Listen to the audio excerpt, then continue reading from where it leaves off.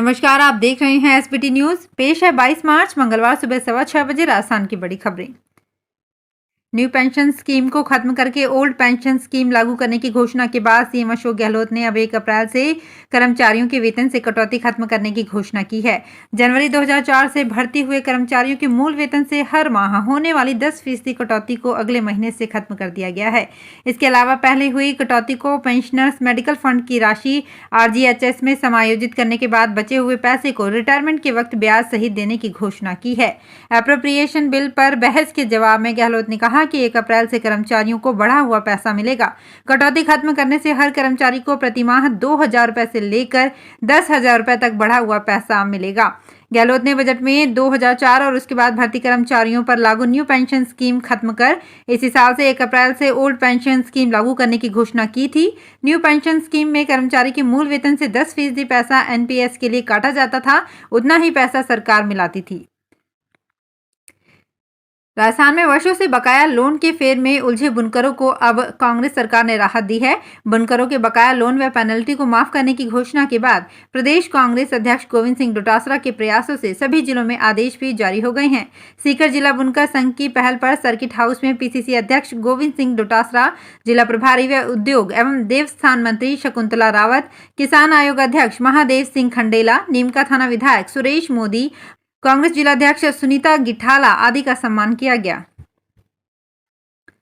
अभी तक किसी भी व्यक्ति की आयु का प्रमाण पत्र उसकी 10वीं की अंक तालिका को माना जाता रहा है, लेकिन राजस्थान हाईकोर्ट ने अपने एक आदेश में यह साफ किया है कि अगर आपराधिक मामलों में आयु संबंधित कोई विवाद है तो ऐसी स्थिति में केवल 10वीं की अंक तालिका ही अंतिम विकल्प नहीं है। पहली बार स्कूल के रजिस्टर में दर्ज जन्म तिथि से भी आयु का निर्धारण किया जा सकता है, खास तौर पर तब जब मामला दुष्कर्म अथवा गंभीर अपराधों से जुड़ा हो। यह आदेश जस्टिस उमा शंकर व्यास की अदालत ने आरोपी अनिल कुमार मीणा की पुनरीक्षण याचिका को खारिज करते हुए दिया।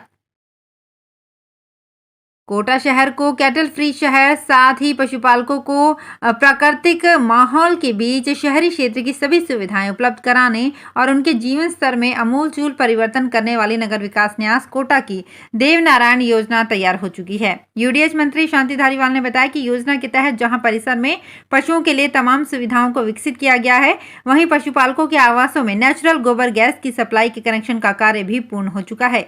योजना के तहत 738 आवासों का मय बाड़े चारा स्टोर की सुविधा के साथ निर्माण कार्य पूरा हो चुका है। अशोक गहलोत ने एप्रोप्रिएशन बिल पर बहस का जवाब देते हुए कई घोषणाएं की है। उन्होंने खिलाड़ियों के लिए पेंशन योजना लागू करने का ऐलान किया। इसके तहत खिलाड़ियों को 40 साल की उम्र पूरी करने पर 20,000 रुपए प्रति माह की पेंशन दी जाएगी। पेंशन के लिए पात्रता के नियम अलग से जारी किए जाएंगे। महिलाओं को कर्ज देने के लिए जयपुर में अलग से महिला कोऑपरेटिव बैंक खोला जाएगा। इस बैंक को सरकार शुरुआत में 250 करोड़ रुपए का फंड देगी। जयपुर की मानसरोवर थाना पुलिस ने एक ऐसे शातिर घरेलू नौकर को गिरफ्तार किया है जो जल्द ही अमीर बनने के लालच में अपने मालिक के ही 19 लाख रुपए चुराकर भाग निकला। दौसा की मंडावर के रहने वाले इस नौकर जितेंद्र सैनी ने इन रुपयों को मौज मस्ती में उड़ा दिया। चोरी के रुपयों से वो महंगी कैब किराए पर लेकर जयपुर से बाहर कई जगहों पर घूमा, लग्जरी होटलों में ठहरा, महंगी पावर बाइक भी खरीदी, आईफोन खरीदा। इस बीच पुलिस आरोपी तक पहुंच गई और उसे धर दबोचा।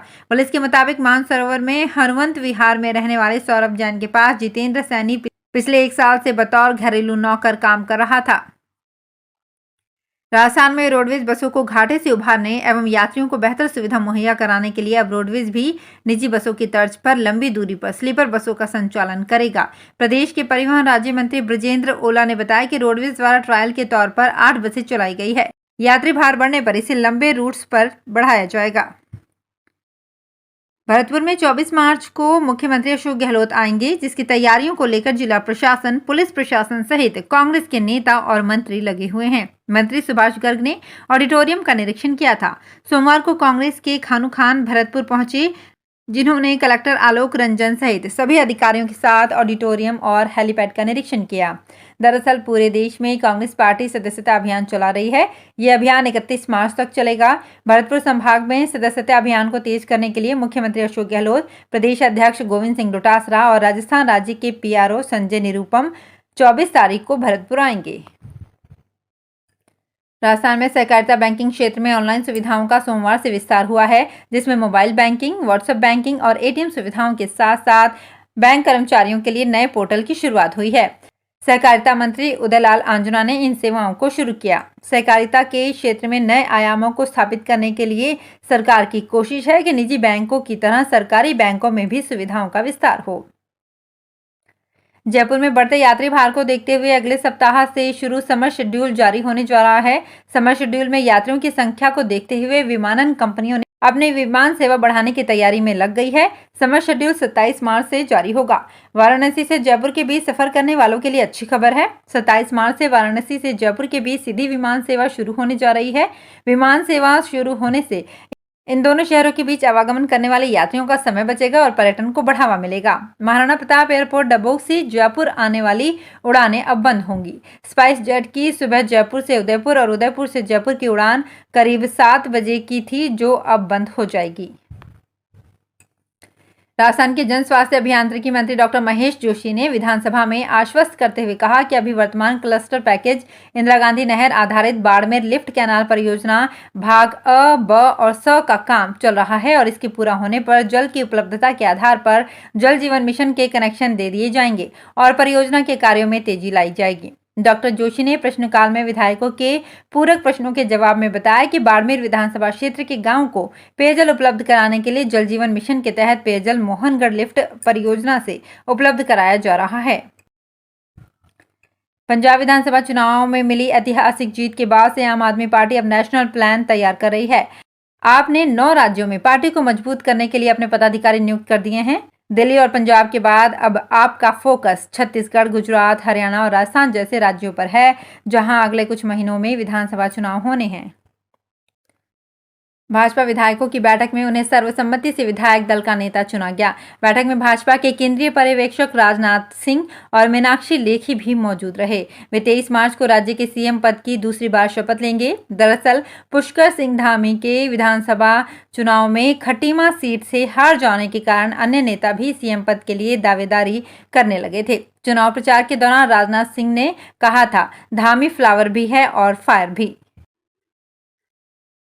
टोंक के अलीगढ़ थाना प्रभारी नरेंद्र सिंह राजावत ने बताया कि कस्बे में उखलाना रोड पर जैन नासिया जैन मंदिर है। इसमें प्राचीन अष्ट धातु आदि की मूर्तियां हैं। करीब 4 महीने पहले अज्ञात चोर रात में मंदिर के गेट का ताला तोड़कर भगवान पार्श्वनाथ की अष्ट धातु की मूर्ति समेत चांदी के छत्र, चंवर, दानपेटी आदि चुरा कर ले गए थे।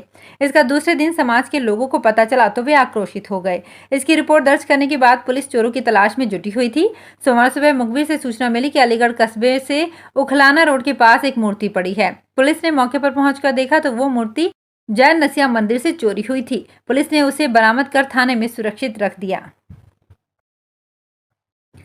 किशनगढ़ रेलवे स्टेशन के प्लेटफॉर्म संख्या 1 और प्लेटफॉर्म संख्या 2 पर जल्द ही आधुनिक एक्सीलेटर लगेंगे ताकि दिव्यांगजन समेत बुजुर्ग और महिला यात्रियों को एक प्लेटफॉर्म से दूसरे प्लेटफॉर्म तक आने जाने में परेशानी नहीं हो। इस संदर्भ में जयपुर रेलवे मंडल के डीआरएम नरेंद्र कुमार ने सांसद भागीरथ चौधरी के साथ नए रेलवे स्टेशन का निरीक्षण कर मौका देखा और रेलवे बोर्ड को भेजे जाने वाले प्रस्तावों पर चर्चा भी की।